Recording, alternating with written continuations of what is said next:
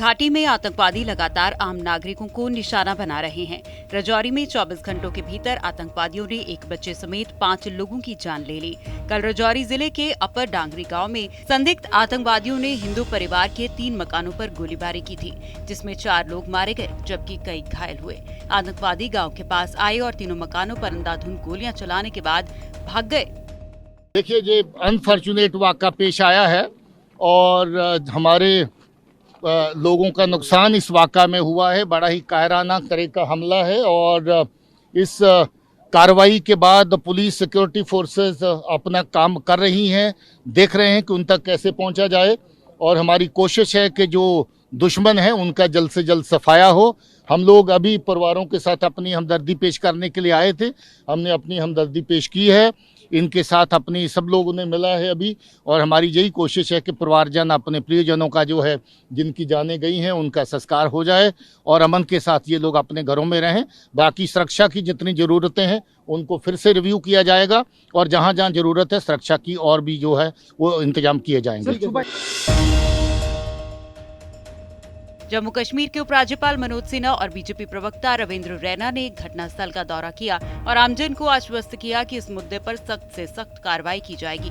इसके साथ ही जम्मू कश्मीर के डांगरी गांव में हुए आतंकी हमले में शामिल लोगों को बख्शा नहीं जाएगा। उन्होंने इस घटना में मारे गए नागरिकों के परिजनों को 10 लाख रुपए की अनुग्रह राशि और सरकारी नौकरी देने की घोषणा की है। उन्होंने कहा कि मैं राजौरी में हुए कायरतापूर्ण आतंकी हमले की कड़ी निंदा करता हूँ।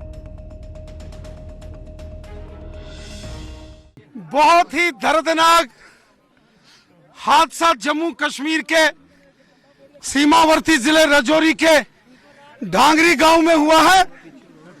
एक तो रात को पाकिस्तान के आतंकवादियों ने यहां घुसकर यहां 4 नौजवानों की हत्या कर दी और 8 से ऊपर लोग घायल किए। लेकिन अभी सुबह 10 बजे एक और बड़ा धमाका इसी गांव के इन्हीं घरों में हुआ है, जिनमें 10 से ज्यादा लोग यहां घायल हो गए हैं। जम्मू कश्मीर के श्रीनगर में एक बार फिर से सुरक्षा बलों को निशाना बनाने की कोशिश की गई। बताया जा रहा है कि सीआरपीएफ के काफिले पर किसी अज्ञात ने ग्रेनेड से हमला किया था। इस हमले में गाड़ी में मौजूद सभी जवान बाल बाल बच गए। हालांकि एक स्थानीय शख्स ग्रेनेड की चपेट में आ गया, जिससे वह गंभीर रूप से घायल हो गया और इलाज के लिए उसे अस्पताल में भर्ती करवाया गया। पंजाब सरकार ने राज्य में कड़ाके की ठंड को देखते हुए रविवार को स्कूलों की छुट्टियां 1 हफ्ते के लिए बढ़ा दी हैं। स्कूली शिक्षा मंत्री हरजोत सिंह बैंस ने राज्य के सभी स्कूलों में छुट्टियां बढ़ाने का ऐलान किया। उन्होंने ट्वीट किया कि राज्य में कड़ाके की ठंड और कोहरे के कारण स्कूली छात्रों के स्वास्थ्य और सुरक्षा के हित में पंजाब के सभी सरकारी, सहायता प्राप्त, मान्यता प्राप्त और निजी स्कूलों में छुट्टियां 2 जनवरी से बढ़ाकर 8 जनवरी तक कर दी गई हैं।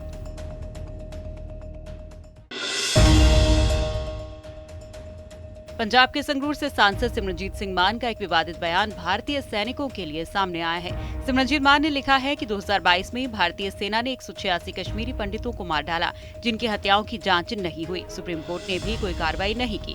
सिमरनजीत ने सरकार पर आरोप लगाते हुए कहा कि सांसद होने के नाते मेरे कश्मीर जाने पर रोक लगा दी गई। आज कश्मीर मुद्दे पर अंतर्राष्ट्रीय जाँच की जरूरत है। देश की राजधानी दिल्ली में शर्मसार करने वाला मामला सामने आया। दिल्ली के कंझावला इलाके में शनिवार देर रात एक कार ने स्कूटी सवार युवती को टक्कर मार दी। घटना के बाद से युवती का शव करीब 13 किलोमीटर तक घसीटते हुए ले जाने की अमानवीय घटना सोमवार को सीसीटीवी में कैद हो गई। पुलिस ने घटना में शामिल 5 युवकों को गिरफ्तार किया है। इस मामले को लेकर आज आम आदमी पार्टी कार्यकर्ताओं ने एलजी दफ्तर का घेराव किया और एलजी से इस्तीफे की मांग भी की है।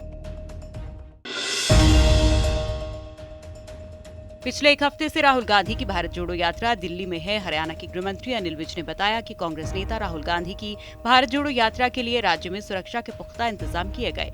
यात्रा 5 जनवरी को राज्य में प्रवेश करने वाली है। उन्होंने संवाददाताओं से कहा कि हमें उनके लिए हरियाणा में सुरक्षा के पुख्ता इंतजाम करने हैं। साथ ही उन्होंने कहा कि हमने उनसे रूट और पड़ाव की सूचना मांगी है और प्रशासन से उन्हें पूरी सुरक्षा देने के लिए कहा है।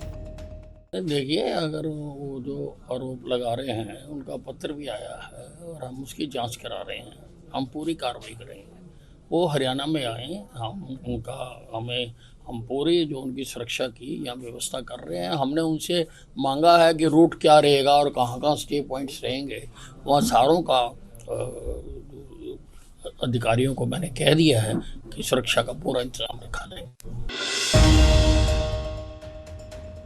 हरियाणा के गुरुग्राम में साल की शुरुआत में ही भीषण आग के हादसे के साथ हुई। दरअसल रविवार शाम जूता बनाने वाली एक फैक्ट्री में जबरदस्त आग लग गई।